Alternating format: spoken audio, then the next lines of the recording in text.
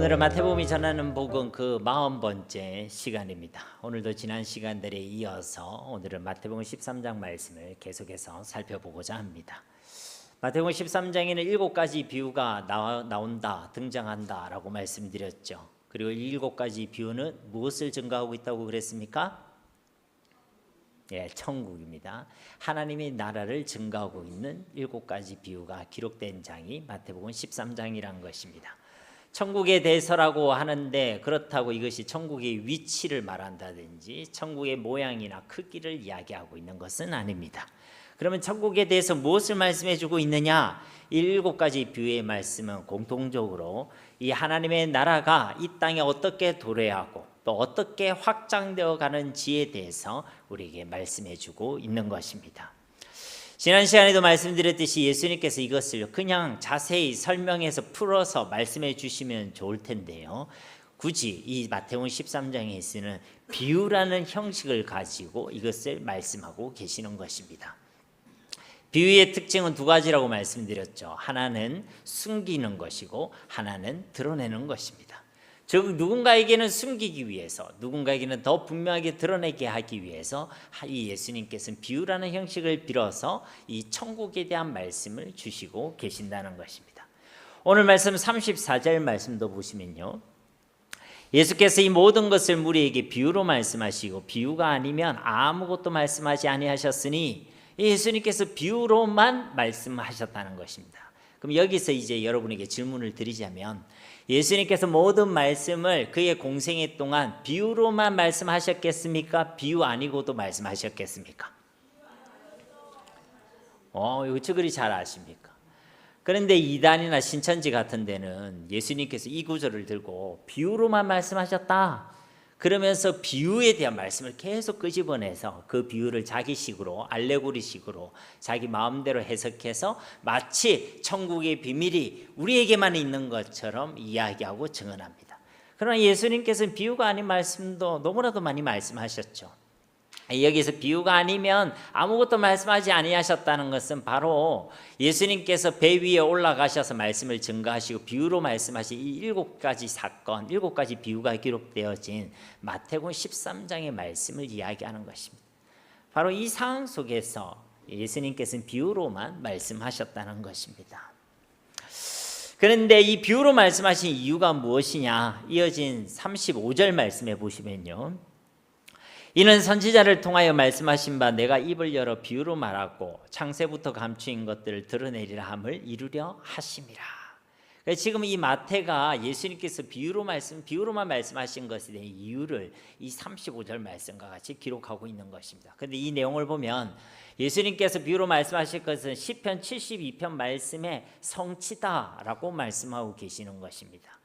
시편 72편 2절 말씀을 보시면요, 내가 입을 열어 비유로 말하며 예로부터 감추어졌던 것을 드러내려 하니, 이 시편의 말씀의 맥락은요, 이스라엘 백성이 출애굽했을 때로부터 다윗 왕조까지 이르는 역사를 기록한 말씀입니다. 그런데 이 말씀의 핵심은 뭐냐면 하나님의 말씀에 순종하라는 것입니다. 하나님의 말씀을 우리가 어떻게 받아들이고 어떻게 반응하느냐가 바로 이 말씀의 핵심이라는 것이죠. 분명히 예수님께서는 비유로 하나님의 나라에 대한 말씀을 주셨죠. 중요한 것은 그 말씀에 우리가 어떻게 반응하는가가 핵심이라는 것입니다. 여기에 예수님께서 비유로 말씀하신 목적과 이유가 있다는 것이죠. 왜냐하면 비유로 말씀하신 이상 그 말씀을 어떻게 받아들이냐에 따라서 우리에게 그 비유의 말씀 완전히 다르게 들리기 때문에 그런 것입니다. 이 비유의 말씀을 믿음으로 받아들인 사람들에게는 이 하나님의 나라에 대한 예수님에 대해 더 깊은 깨달음과 이해를 가지게 만드는 것이고, 믿음으로 받아들이지 않는 자들에게는 이 바리새인과 같이 어떻게든 그 말씀에서 트집을 잡으려고 하는 자들에게는 눈으로 보고 귀로 들어도 도무지 이해하지 못하는 수수께끼와 같은 말씀, 그들의 마음을 더 완고하게 만드는 말씀으로 들리게 하기 때문에 그런 것입니다. 그러니까 이 비유의 말씀을 증거할 때 이 말씀 앞에서 그 말씀을 듣는 모든 사람들의 심령의 상태가 다 드러나게 된다는 것입니다. 특히나 이 바리새인들을, 유대인들은요, 예수님께서 말씀하신 그 천국의 비유의 말씀을 더 수수께끼처럼 들을 수밖에 없었습니다. 왜냐하면 이들은 자기들이 가지고 있는 종교적 신앙과 신념을 가지고 하나님의 나라에 대해서 이해하고 있었기 때문에 그런 것입니다. 이들은 메시아를 생각할 때도 강력한 정치적인 메시아가 이 땅에 올 것이다라고 생각했습니다. 그들이 기대했던 천국은 지상적이고 아주 정치적이고 군사적인 왕국으로 이해했던 것이죠.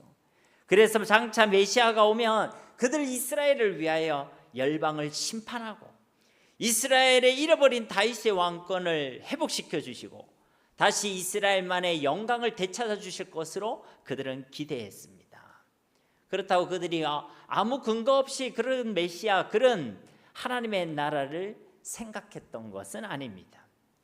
분명히 구약의 말씀 가운데 살펴보면요, 그 예언의 말씀 속에는 다시 오실, 장차 오실 그 메시아에 대해서 심판의 주라고 증거하고 있습니다.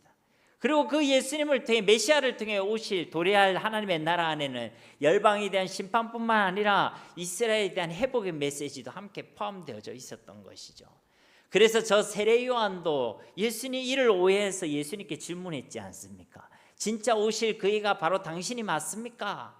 아니면 우리가 다른 일을 또 기다려야 됩니까? 그렇게 질문했던 것입니다. 즉 이들의 이해와 이들의 관점 속에는 이스라엘만이라는 민족주의 그리고 자기 중심적인 이해와 관점을 가지고 있었던 것입니다. 자기들만 구원받는다, 우리 외에는 다 심판을 받는다, 우리를 위한 강력한 메시아가 이 땅에 올 것이다. 그들은 메시아와 장차 도래할 하나님의 나라에 대해 그런 이해를 가지고 있었던 것입니다. 그러나 메시아는 어떻게 오셨습니까? 이스라엘의 한 나라뿐만 아니라 열방의 왕으로 온 땅의 주로 오신 줄로 믿습니다. 그 메시아는 영적 이스라엘, 즉 지리적 육신적 혈통이라는 이스라엘 위에서만 아니라 온 열방이라는 영적 이스라엘의 회복을 위하여 이 땅에 오셨다는 것입니다. 그 메시아를 통한 하나님의 그 심판은 틀림없이 일어날 일이고 일어나는 일이지만 당장 이 땅에 바로 종말론적으로 임하는 나라는 아니었다는 것입니다. 예수 그리스도 안에서 시작된 그 하나님의 심판은요, 종말의 날까지 계속적으로 점진적으로 이루어지는 것이었다는 것입니다. 그래서 이 땅의 궁극적인 심판은 언제 이루어집니까? 우리 주님께서 다시 오실 그날, 세상의 끝, 세상의 종말의 날에 이 땅에 대한 궁극적인 심판이 이루어진다는 것입니다. 그들은요, 이와 같이 메시아와 하나님의 나라를 오해했습니다. 예수님이 지금이라도 메시아가 오면 당장이라도 자신을 괴롭히고 있는 저 로마를 비롯해서 주변 이방 국가들을 다 심판할 것이라고 생각했지만 그런 강력한 정치적, 군사적, 사회적 지도자로 기대했지만 정작 예수님은 어떻게 오셨습니까? 이 땅에 종의 모습으로 오시고 어린 나귀를 타고 이 예루살렘으로 입성하시고 죄가 없으신 그분이 우리를 위해 저 십자가에서 죽기까지 하셔야만 했던 것입니다. 그러니 이 바리새인들이 볼 때 이 예수님이요, 메시아로 보이지 않았던 것입니다. 목수의 아들이지, 볼품없는 나사렛 동네라는 곳에서 자라났지, 그리고 대단한 사람들과 함께 있는 것이 아니라 죄인들과 함께 계시는 이 예수님의 모습이 그들에게 이해가 되지 않았다는 것이죠. 자기들이 가지고 있는 종교적 신념과 개념으로 볼 때 이 예수님은 절대 메시아가 아니다라고 그들은 생각했다는 것입니다. 그러니 이 천국의 비유에 대한 이 말씀이요, 그들에겐 들리지 않았던 것입니다. 지난 시간에 우리가 살펴봤던 씨 뿌리는 자의 비유의 말씀도 그랬습니다. 당시 유대인들은 천국을 이와 같이 단번에 지상에 임하고 이루어지는 나라로 그들은 기대했죠. 그러나 예수님께서는 이 하나님의 나라가 이방인이 되었던 이스라엘이 되었던 그 생명의 복음이 심겨진 한 사람의 심령에서부터 시작된다는 것을 말씀해 주셨습니다. 그리고 그 심겨진 그 생명의 복음이 그의 믿음의 성장과 그리고 성숙함과 함께 이 하나님의 나라가 세상 가운데 더 펼쳐지고 확장됨을 말씀해 주신 것이죠. 그래서 그 사람의 믿음이 성장하는 만큼, 성숙해지는 만큼 그 천국 복음도 30배로 60배로 100배로 결실되게 된다는 것입니다. 그러나 이 바리새인들은요, 이 예수님의 말씀을 듣고도 보면서도 이해하지 못했던 것입니다. 왜 그렇다고요? 자신의 신념과 개념을 가지고 하나님의 말씀을 들었기 때문에 그런 것입니다. 하나님의 말씀을 하나님의 말씀으로 듣지 아니하고 자신의 생각과 자신의 지식과 경험으로 그 말씀을 판단했기 때문에 그렇다는 것입니다. 저와 여러분은 나의 지식과 나의 경험과 나만의 종교적 신념이 아니라 정말 성령 하나님의 도우심으로 하나님의 말씀을 하나님의 말씀으로 들을 수 있어야 될 줄로 믿습니다. 오늘 본 말씀의 비유의 말씀도요, 앞의 비유의 말씀과 그 내용이 다르지 않습니다. 하나님의 나라가 이 땅 가운데 어떻게 도래하고 있고 어떻게 확장되고 있는가를 오늘도 이 비유의 말씀 우리에게 증거하고 있는 것입니다. 오늘 주시는 말씀을 통해 하나님의 나라의 비밀을 깨달을 수 있기를, 또 그 하나님의 나라를 함께 꿈꾸는 시간이 될 수 있기를 예수님의 이름으로 간절히 축원드립니다. 오늘 본 말씀에는 세 개의 비유가 등장하고 있죠. 24절부터 30절 말씀에는 가라지 비유가 기록되어져 있습니다. 31절부터 33절 그 짧은 세 절 안에는 두 가지 비유, 즉 겨자씨 비유와 누룩 비유가 기록되어져 있죠. 또 34절부터 마지막 43절까지에는 앞서 말한 그 가라지 비유에 대한 예수님의 해설이 기록되어져 있습니다. 먼저 우리 가라지 비유에 대해서 살펴보면요, 24절 말씀 우리 함께 봉독하도록 하겠습니다. 예수께서 그들 앞에 또 비유를 들어 이르시되 천국은 좋은 씨를 제밭에 뿌린 사람과 같으니. 아멘. 가라지 비유를 말씀하시는 것입니다. 이 비유 역시도 무엇에 관한 비유란 것입니까? 천국에 관한 비유의 말씀이란 것입니다. 근데 그 천국은 어떻다고 합니까? 좋은 씨를 자기 밭에 뿌린 사람과 같으니. 이것은 관용적인 표현입니다. 그래서 그 사람과 천국이 같다 이 말을 얘기하는 것이 아니라 천국이 그 사람의 상황과 같다 이런 의미를 가지고 있는 것입니다. 뒤에 있는 말씀도 같습니다. 천국은 마치 겨자씨와 같다는 건 겨자씨란 얘기가 아니라 그 겨자씨의 상황과 같다. 천국은 마치 누룩과 같다는 것은 천국이 누룩이다라는 것이 아니라 그 누룩의 상황과 같다라는 의미란 것이죠. 근데 그 상황이란 것이 어떤 상황입니까? 좋은 씨를 자기 밭에 뿌렸다는 것입니다. 여기에 대한 예수님의 해설을 보면요, 37절 38절 말씀도 우리 함께 봉독하도록 하겠습니다. 대답하여 이르시되 좋은 씨를 뿌리는 이는 밭은 세상이요 좋은 씨는 천국의 아들들이요 가라지는 악한 자의 아들들이요. 아멘. 여기에는 이제 이 씨를, 좋은 씨를 뿌리는 농부의 정체가 등장하고 있죠. 그는 누구입니까? 바로 인자이신 예수 그리스도이십니다. 예수님께서 좋은 씨들을 뿌렸다는 것입니다. 좋은 씨는 무엇이죠? 바로 천국의 아들들. 천국의 아들들이 누굽니까? 저와 여러분들 같이 예수님을 주와 그리스도로 믿고 영접한 하나님의 자녀들을 의미하는 것입니다. 그렇습니다. 이 땅에서 제 많은 우리의 인생들을 천국의 아들들로 삼아 주시는 분은 오직 인자이신 예수 그리스도밖에 없는 줄로 믿습니다. 예수님을 인자로 표현할 때는 그가 하나님의 아들 그리스도이심을 증거하고 있는 것입니다. 하나님이신 그분이 이 땅에 사람의 아들로 이 땅에 오셨다는 것입니다. 죄가 없으신 그분이 우리를 위하여 십자가에서 죽기까지 하셨다는 것입니다. 우리는 그 예수 그리스도를 통해서 하나님의 자녀가 되게 된 줄로 믿습니다. 그런데 이 하나님의 백성들, 하나님의 자녀들을 어디에 두셨다는 것입니까? 자기 밭에. 밭은 어디라고 말씀하시죠? 세상이라고 말씀하고 있죠. 그런데 이 세상을 표현할 때 그냥 밭이라고 표현하지 않고 자기 밭이라고 표현하고 있죠. 그러니 이 세상은 누구의 것이란 것입니까? 바로 우리 예수님의 것인 줄로 믿습니다.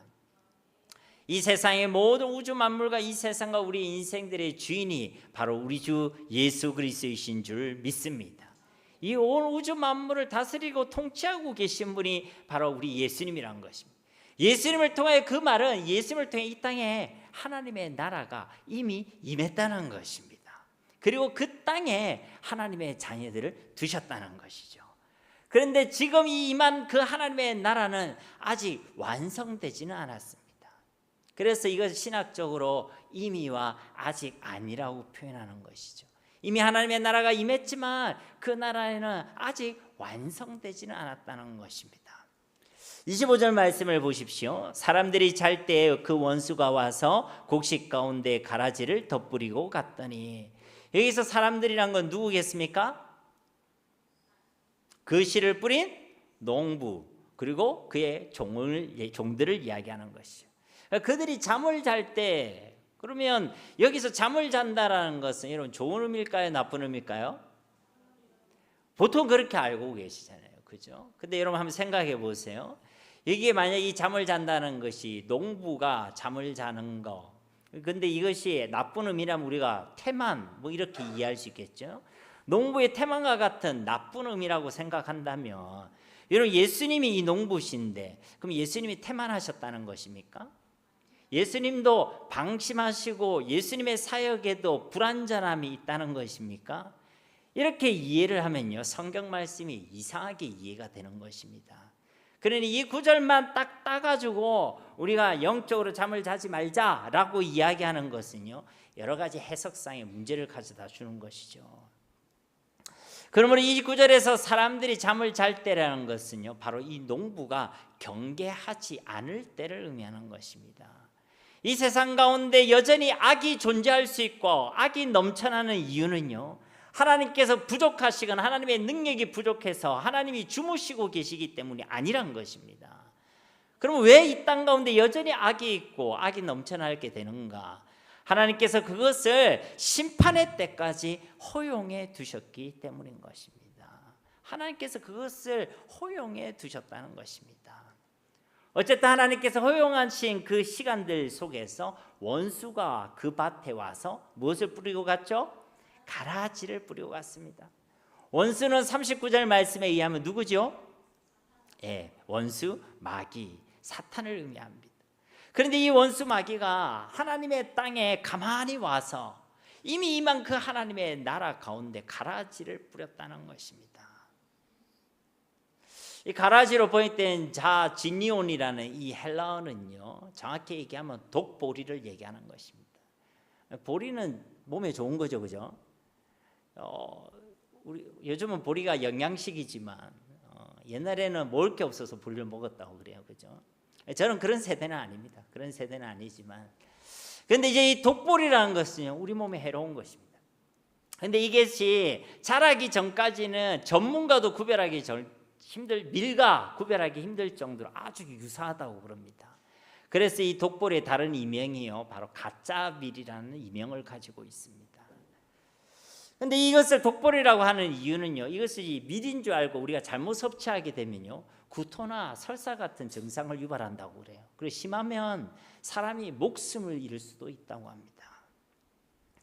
그런데 이 구별이 잘 되는 이 독보리가요, 자라잖아요. 자라면 그 안에 있는 그 알맹이가요, 검게 변합니다. 그래서 밀은 우리가 흔한 말로 딱 누렇게 이렇게 익어가는데, 그런데 이 독보리 같은 경우에는 검게 보인다는 것이죠. 그래서 그때 되면 구별이 된다는 것입니다. 이런 독보리를 원수들이 덧뿌렸다라고 말씀하고 있는 것입니다. 26절에도 보면 싹이 나고 결실할 때 가라지도 보이거늘. 그렇죠. 이제 자라나면 이 가라지가 보이게 되는 것입니다.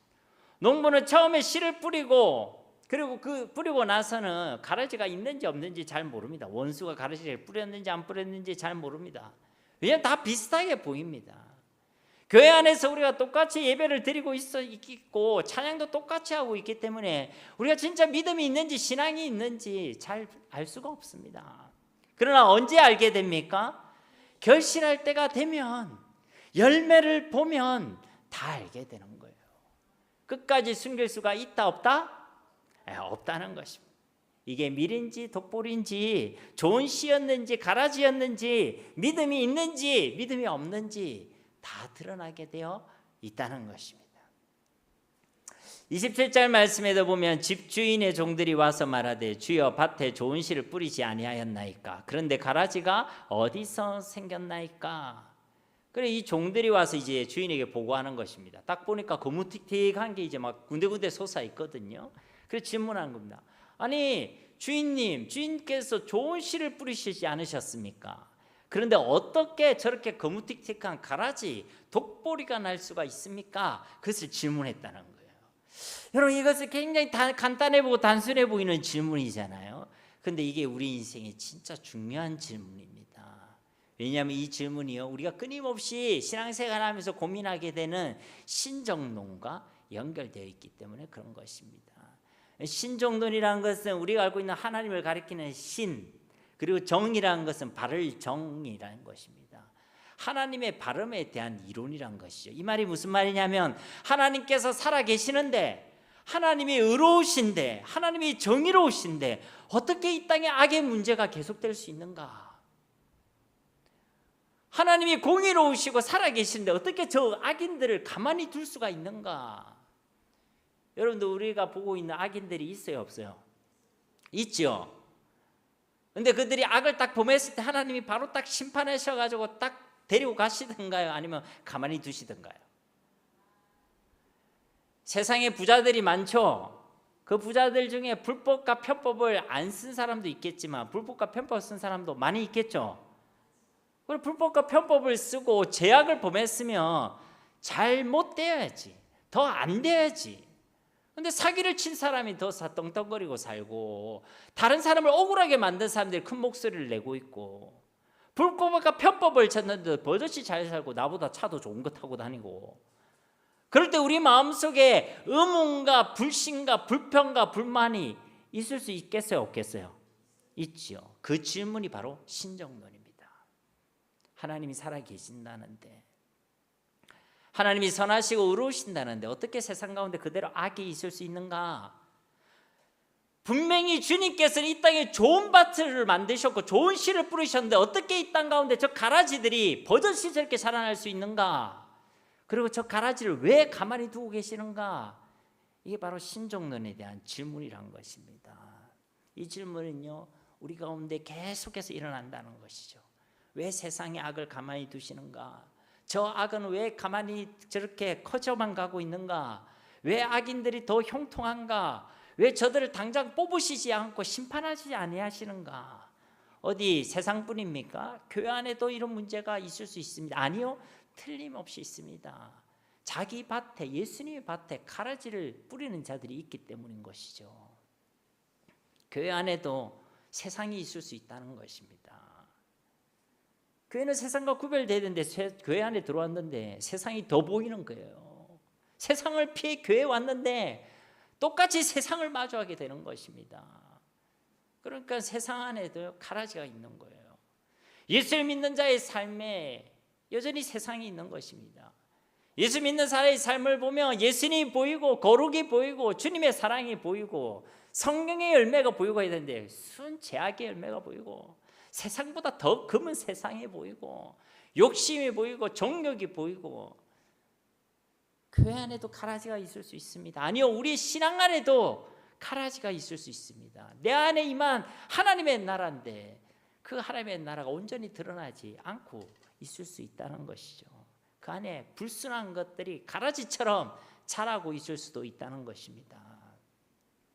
왜 근데 하나님 그대로 가만히 두시는 것입니까? 우리가 생각할 때는 당장 뽑았으면 좋겠죠. 그 인간 뽑았으면 좋겠어요, 안 뽑았으면 좋겠어요? 뽑았으면 좋겠죠. 나를 억울하게 했던 그 인간, 불법과 편법으로 세상의 불을 축적하고 있는 그 인간, 온갖 거짓말로 세상을 미혹하고 있는 저 인간, 하나님 당장 뽑았으면 좋겠죠. 이단, 사이비들 하나님께서 지금 당장 다 뽑았으면 좋겠죠.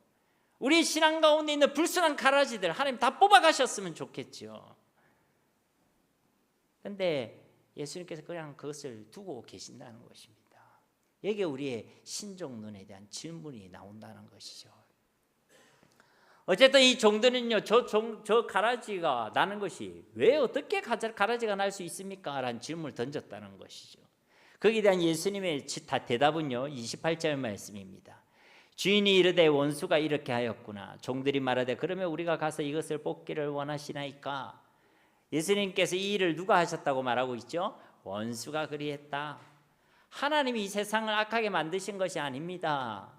하나님이 우리 인생을 불행하게 창조하신 것도 아닙니다.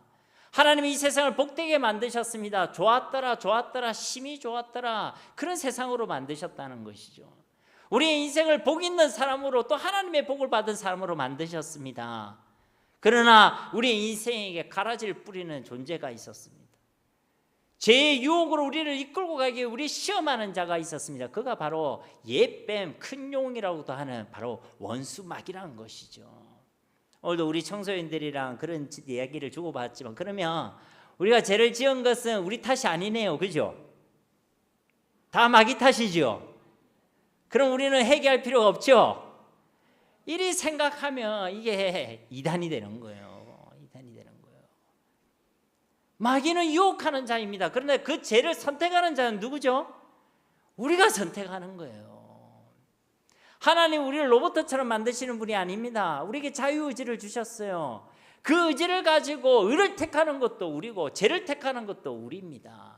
하나님 우리를 로봇처럼 프로그래밍해서 하나님을 경외하도록 만들지 않으셨습니다. 우리에게 주신 그 자유의지를 가지고 자발적으로 하나님을 인정하고 하나님을 경외하고 하나님을 예배하게끔 만드신 것이 하나님의 뜻인 줄로 믿습니다. 그것이 우리가 받은 복이에요, 여러분.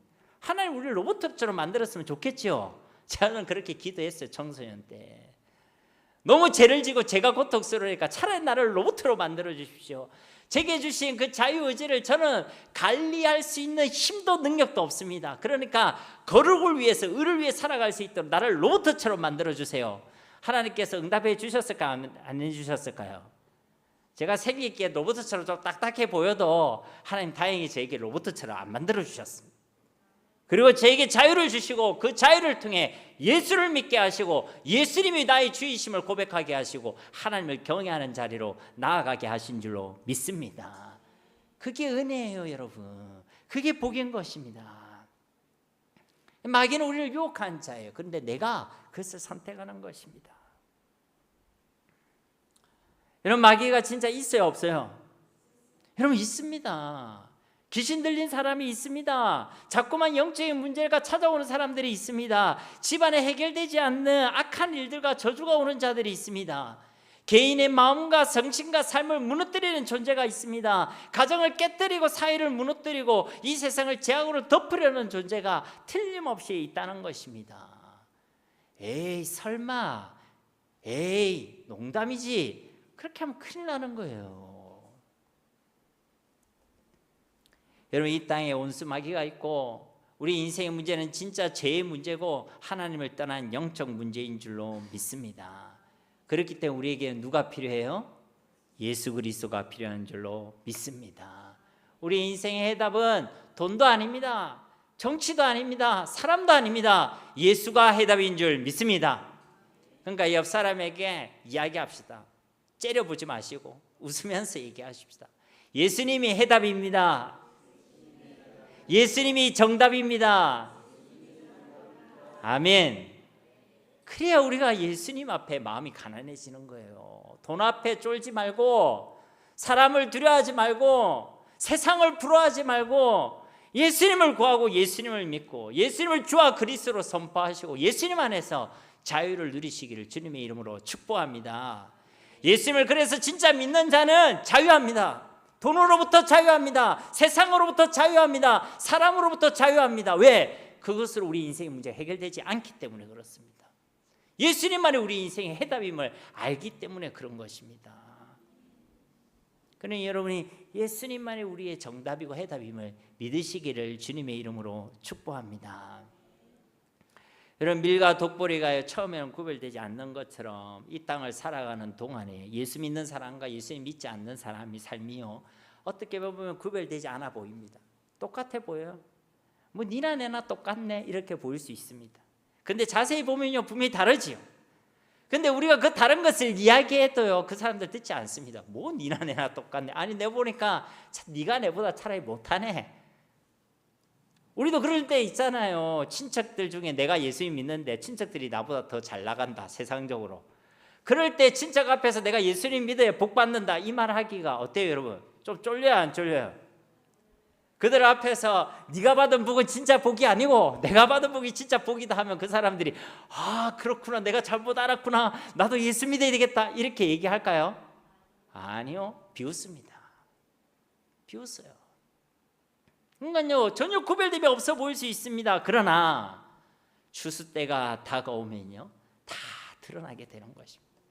진짜와 가짜가 다 드러나게 되는 것입니다. 독보리와 가라지 같은 가짜들은요 다 하나님께 심판받는 것이고, 하나님의 진짜 자녀들은 하나님의 나라에서 참된 영광과 존귀와 안식을 누리게 되는 줄로 믿습니다. 세상 사람들은 노아 시대처럼 이 말을 설마 소돔과 고모라 때처럼 농담으로 얘기할지 모르겠지만, 진짜 세상의 끝은 있고 우리 주 예수 그리스도께서는 다시 오실 것이고 하나님의 심판도 있고 천국과 지옥도 있는 줄로 믿습니다.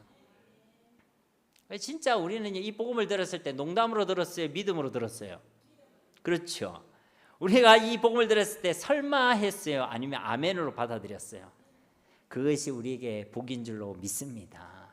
그러니까 우리가 좀 생긴 거는 미스 코리아까지는 아니랄지 모르겠지만, 우리 남자 성도님들은 장동건처럼 멋이지 않을지 모르겠지만, 우리는 진짜 이 세상에 가장 복된 하나님의 사람들인 줄로 믿습니다. 이미 하나님의 복을 받은 사람들이란 거예요. 그런데 28절 말씀에 이 종들의 관심이 어디에 있냐면요, 그러면 우리가 가서 이것을 뽑기를 원하시나이까? 이 종들의 관심은요, 이 어쨌든 이걸 뽑아야 된다는 거에만 지금 관심을 두고 있는 거예요. 우리의 관심도 여기에 있을 수 있습니다. 세상의 악에 대하여, 악인들의 형통에 대해, 세상의 부조리에 대해서 이걸 당장 뽑아내고 심판하는 것에, 심판해 주시기만을 우리가 관심을 둘 수 있다는 것이죠. 그러면요 이에 대한 불신이 생기는 거예요. 불평이 생깁니다. 분노만 생기는 것이죠. 그런데 이 주인 되신 분이 뭐라고 이야기하십니까? 29절 말씀 우리 함께 봉독하겠습니다. 주인이 이르되 가만두라, 가라지를 뽑다가 곡식까지 뽑을까 염려하노라. 아멘. 주인의 대답은 그 가라지는 가만히 두라. 근데 이 말이 이 29절에 있는 이 말씀을 보면요, 이 주인의 관심이 어디에 있냐면 가라지에 있는 것이 아니라 누구에게 있죠? 네, 곡식에게 있다는 것을 알 수가 있습니다. 이런 독보리가요, 이 자라날 때 뿌리를 내리잖아요. 근데 그 뿌리들이 근처에 있는 밀들가요, 이렇게 엉키게 돼요. 심지어는 같이 엉켜도 이 독보리의 뿌리가요, 훨씬 더 좀 뭐라 해야 되지, 야물다고 이야기할 수 있습니다. 그래서 이 독보리를, 가라지를 뽑게 되면요, 그 곁에 있는 좋은 곡식들도요 함께 뽑히게 되는 거예요. 그래서 그냥 가만히 두라는 것입니다. 왜냐하면 이 주인의 관심은요, 가라지에 대한 처벌과 심판이 아닙니다. 오히려 이 좋은 곡식들에게 관심이 있는 것이죠. 이 곡식들이 어찌든지 가라지가 판을 치고 있는 이 땅 가운데서도 자라고 잘 자라서 열매 맺는 것에 더 큰 관심을 두고 있다는 것입니다. 저와 여러분의 관심도 바로 여기에 있어야 될 줄로 믿습니다. 저 가라지에 대한 심판, 처벌, 왜 저 인간을 안 잡아가시는가? 왜 악한 세력과 악한 세상을 하나님께서는 그냥 두시는가? 하나님 도대체 무엇을 하시는가? 하나님 정말 살아계시긴 하신가? 하나님의 공의는 어디 있는가? 여기에만 관심을 둘 것이 아니라 정작 어디에 관심을 둬야 되는 것입니까? 우리가 바로 나은 사람이 그 하나님 앞에서 다시 오실 그 주님의 날까지 자라고 성장하고 선하고 아름다운 좋은 열매를 맺는 것에 관심을 두어야 한다는 것입니다. 여러분의 관심이 하나님 앞에서 내가 어떤 열매를 맺는 것에 관심을 두시기를 주님의 이름으로 축복합니다. 세상에 있는 악인에 대한, 세상의 부조리에 대한 데만 관심을 두지 마시고, 내가 믿음 안에서 온전한 그리스도인으로 하나님의 사람으로 자라고 성장하며 이 땅에도 하나님의 나라가 나를 통하여 확장되게 하시는 것이 이 천국의 비밀인 줄로 믿습니다. 여러분, 세상의 심판은요 철저히 하나님의 주권입니다. 악한 자에 대한 심판도 철저히 하나님의 고유 권한입니다. 그러니 그것은요 하나님께 맡기면 되는 것입니다. 사람을 비판하고 사람을 정죄하는 것도 내가 하나님의 자리에 올라가려는 교만일 뿐인 것입니다. 그리스도인이 될 것은 사람을 판단하고 정죄하고 심판하는 것이 아닙니다. 우리는 그들을 위해 기도하는 자들이 되어야 할 줄 믿습니다. 그들을 긍휼히 여기고 그들의 죄악을 위해 눈물로 기도해야 됩니다. 적어도 그 사람에 대해서 이야기하려면 내가 그 사람을 위해 눈물로 기도할 수 있는 시간이 필요한 거예요. 기도 없이 사랑 없이 얘기하는 건요 울리는 꽹과리입니다. 사랑이 없는 공의는 헛된 것이고 교만일 뿐인 것입니다. 하나님도 공의의 하나님이시고 사랑의 하나님이시라는 것을 여러분 기억하시기를 바랍니다. 그러니까 우리는요, 우리의 관심을 하나님 앞에서 우리가 자라고 성장하고 열매 맺는 것에 두어야 한다는 것입니다. 그것이 우리를 향한 주님의 마음이란 것입니다. 100명의 1000명의 가라지보다는 단 한 명의 하나님의 자녀들이 온전히 자라나고 열매 맺는 것에 우리 주님의 관심이 있는 줄로 믿습니다. 그리고 그 한 사람을 통해 이 땅에 가라지가 수도 없이 많을다 할지라도 반드시 하나님께서는요, 이 하나님의 나라를 이 땅에 이루시고 확장시켜 주실 줄로 믿습니다. 여러분, 바울을 보십시오. 그의 전도와 선교 사역에 얼마나 많은 방해와 핍박과 같은 가라지들이 있었는지 모릅니다. 같은 민족 동족들이 그랬고, 당시 그들의 동료들뿐만 아니라 민족의 지도자들이 그랬고, 종교 지도자들뿐만 아니라 정치 지도자들이 그랬고, 당대 최고 권력자인 로마의 황제도요, 그의 복음을 방해하고 핍박했습니다. 그럼에도 불구하고 바울 그 한 사람을 통하여, 그의 사역을 통하여 당대 디아스포라 지역의 대부분의 지역에, 그리고 이 복음이 지금까지도 증거되고 하나님의 나라는 지금까지도 확장되고 있는 줄로 믿습니다. 그러니까 이 복음의 능력이 대단한 거예요. 가라지를 뽑는 일은 사실은 주님의 관심이 아닙니다. 우리 속에 그 말씀이 심겨지고 우리 속에 천국 복음이 심겨져서 우리가 자라고 성장하고 열매 맺으면 이 땅에 하나님의 나라는 반드시 이루어지고 확장되는 줄로 믿습니다.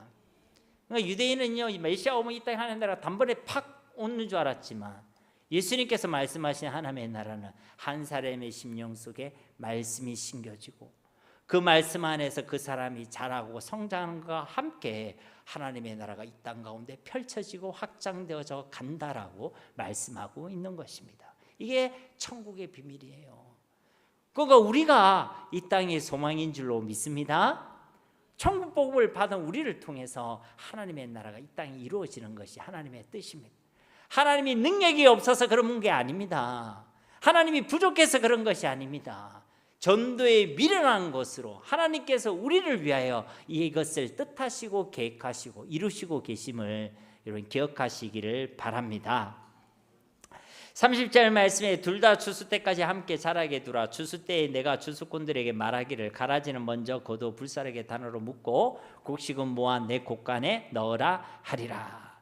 그러니까 비슷하게 사는 것 같지만 추수 때, 세상의 그 종말의 때가 오면 이 둘의 결말은요 완전히 달라지게 된다는 것이죠. 여러분, 아이들이 같이 놉니다. 같이 노는데 돌아갈 집이 있는 아이와 돌아갈 집이 없는 아이가요 똑같지가 않습니다. 이 둘이 함께 밥을 먹을 수도 있고 함께 재미나게 놀 수도 있겠죠. 그런데 이제 해가 지고 집으로 돌아가야 될 시간, 깊은 밤이 찾아왔을 때요, 이 둘은요 너무나도 다른 모습으로 그 밤을 보내게 되는 것이죠. 이처럼 예수를 믿어 저 천국이 준비된 사람과 예수를 믿지 않아 저 영혼의 때가 전혀 준비되지 않은 사람의 삶은요 완전히 다릅니다. 이 땅에서는 똑같이 밥도 먹고 영화도 보고 여행도 다니고 좋은 집과 좋은 옷을 입고 살아갈 수는 있습니다. 그러나 세상의 끝이 오게 되어졌을 때에 주님께서 우리를 부르실 때 우리는 완전히 다른 결말을 맞이하게 된다는 것입니다. 그때에 하나님의 백성들은 구원과 승리를 누리게 될 것이고, 하나님을 거부하고 이 복음을 거부한 자들은 하나님의 심판, 영원한 저 지옥 형벌에 처해지게 되는 것입니다. 39절 말씀에 가라지를 뿌린 원수는 마귀요 추수 때는 세상 끝이요 추수꾼은 천사들이니 그런즉 가라지를 거두어 불에 사르는 것 같이 세상 끝에도 그러하리라. 그러니까 하나님 결말이 완전히 다르다는 것입니다. 41절 말씀에 인자가 그 천사들을 보내리니 그들이 그 나라에서 모든 넘어지게 하는 것과 또 불법을 행하는 자들을 거두어 내어, 여기 보면 하나님의 나라와 가라지에 대한 설명이 기록되어져 있죠. 이 세상에 하나님의 나라가 이미 임했습니다. 지금도 온 세상을 하나님이 통치하고 계시기 때문에 그런 것이죠. 그런데 이 땅에는 아직 악한 가라지들이 활동하고 있습니다. 그래서 하나님의 나라는 이미와 아직 아니란 것이죠. 예수 그리스도를 통해 이 땅에 하나님의 나라가 이루어졌지만 아직은 그 하나님의 나라가 이 땅에 완전히 완성되지 않았다는 것입니다. 그래서 원수들이 판을 치고 있고 여전히 이 땅 가운데 제약이 있다는 것입니다. 그러나 장차 그날 예수 그리스도께서 다시 오실 그날이 되면 더 이상 가라지는요 함께 있을 수가 없는 것이죠. 완전히 뽑혀지게 된다는 것입니다. 그래서 42절 말씀에 보면 풀무불에 던져 넣으리니 거기서 울며 이를 갈게 되리라. 반드시 심판을 받게 된다는 것이죠. 그들이 우는 이유는 무엇일까요? 이를 가는 이유는 무엇일까요? 이제 그때가 되면 더 이상의 기회가 없기 때문에 그런 것입니다. 더 이상 은혜가 없기 때문에 그런 것입니다. 그 은혜의 날이 이제 끝이 났기 때문에 그런 것입니다. 그러나 하나님의 백성들은 어떻습니까? 43절 말씀 우리 함께 봉독하겠습니다. 그때에 의인들은 자기 아버지 나라에서 해와 같이 빛나리라. 귀 있는 자는 들으라. 아멘. 그때 종국식 의인들, 하나님의 자녀들은 어떻게 된다는 것입니까? 하나님의 나라에서, 하나님의 나라가 어디예요? 천국. 천국에서 해와 같이 빛나게 될 줄로 믿습니다. 이 땅에서는 비슷하게 보일지 모르겠지만 그 결말은 완전히 다르다는 것입니다. 다니엘서 12장 3절 말씀에도 지혜 있는 자는 궁창의 빛과 같이 빛날 것이요 많은 사람을 옳은 대로 돌아오게 한 자는 별과 같이 영원토록 빛나리라. 여기서 말하는 지혜 있는 자가 누구입니까? 하나님의 말씀을 믿음으로 들은 자를 의미하는 것입니다. 이들의 결말은 다르다는 거예요. 저 궁창의 빛과 같이 빛나게 된다는 것입니다. 여러분 믿습니까? 예, 진짜 그러면 천국 소망으로 여러분 살아가시기를 바랍니다. 그럼 이 가라지 비유에서 예수님께서 우리에게 주시는 그 천국 비밀은 무엇이었습니까? 당시 유대인들은 장차 메시아를 통해 임하는 그 하나님의 나라가 그들을 괴롭히고 압제하는 이방 나라 그리고 악한 나라에 대한 완전한 심판으로 임한다라고 착각하고 있었죠. 그래서 의로운 하나님의 백성들만, 그들 이스라엘만 살아가는 안전한 하나님의 나라가 이루어질 것으로 기대했습니다. 그러나 예수님께서는 가라지 비유를 통해서 최종의 날, 그 심판의 날까지 그 가라지들을 그냥 그들의 가라지에 대한 심판을 유보하신다라고 말씀하고 계시는 것입니다. 이미 하나님의 나라가 이 땅에 임했지만 아직은 그 하나님의 나라가 완전히 완성되지는 않았다는 것입니다. 그러나 틀림없이 그 완성을 향해 가고는 있는 것이죠. 누구를 통해서요? 이 복음을 받은 저와 여러분을 통해서. 우리의 믿음과 신앙이 성장하고 성숙해지는 만큼 그것과 함께 우리를 통하여 이 땅에 하나님의 나라가 이루어지게 될 줄로 믿습니다. 저들을 가만히 두시는 것은 하나님의 능력이 부족해서가 아닙니다. 하나님께서 기회와 은혜의 시간들을 주시고 계시는 것입니다. 저와 여러분의 관심도 여기에 있어야 되는 것이죠. 저들이 왜 세상이 왜 이럴까? 왜 악인들은 저럴까? 하고 분노하고 불평하고 원망하고 불신하는 것이 아니라 그 안에서 좋은 곡식이 자라고 열매 맺는 것에 관심을 두고 계신 그 주님의 관심이 우리의 관심이 되어야 한다는 것입니다. 우리가 예수님 안에서 자라고 우리 그에게 선한 열매를 맺을 때 우리를 통해 하나님께서 기뻐하시는 하나님의 역사들이 일어나게 될 줄로 믿습니다. 여기까지 딱 말씀을 끝냈으면 좋겠는데 비유가 하나 더 남았잖아요. 뭐가 남았습니까, 여러분? 누룩과 겨자씨 비유가 남았죠. 31절 말씀에 보면 또 비유를 들어 이르시되 천국은 마치 사람이 자기 밭에 갖다 심은 겨자씨 하나를 같으니. 여기 보면 24절 말씀 겨자씨 비유와 가라지 비유와 비슷하게 말씀이 진행되고 있죠. 24절에는 그냥 좋은 씨를 뿌렸다라고 되어 있는데 여기는 그 씨가 겨자씨라고 말씀하고 있습니다. 32절 말씀에 우리 함께 읽겠습니다. 시작. 이는 모든 씨보다 작은 것이로되 자란 후에는 풀보다 커서 나무가 되며 공중의 새들이 와서 그 가지에 깃들이느니라. 아멘. 겨자씨가 모든 씨보다 작다고 합니다. 그러면 여러분에게 질문 드리겠습니다. 이 땅에 있는 모든 식물의 씨 중에 가장 작은 게 겨자씨입니까? 예? 그렇다라고 얘기하면 굉장히 곤란합니다. 겨자씨보다 더 작은 씨가 있습니다. 여기서 말하는 것은 과학적으로 지금 모든 씨 중에 겨자씨가 제일 작다는 과학적 팩트를 전달하는 게 목적이 있는 것이 아니라 겨자씨가 그만큼 작다는 거예요. 여러분 이 땅이 도래한 예수님을 통해 도래하는 그 하나님의 나라는 이 겨자씨 하나처럼요 작아 보일 수 있습니다. 그리고 우리가 복음을 전해보면 그걸 느낍니다. 이 천국 복음이 세상 가운데 증거되었을 때 사람들은 이 복음을 크게 여기지 않습니다. 크게 여기는 자에게는 복이 있는 줄로 믿습니다. 작게 여겨요. 겨자씨보다 더 작게 여깁니다. 그래서 세상의 대부분의 사람들이 이 복음을요 무시하고 거절하는 것입니다. 그러나 이 복음 속에는 뭐가 있습니까? 뒤에 말씀처럼 자란 후에는 풀보다 커서 나무가 되며 공중의 새들이 와서 그 가지에 깃들이니라. 이 복음을 통해서 우리 가운데 이루어지는 그 하나님의 나라에는 이와 같은 놀라운 생명의 역사가 있는 줄로 믿습니다. 그러니까 우리 속에 있는 복음은 작지 않습니다.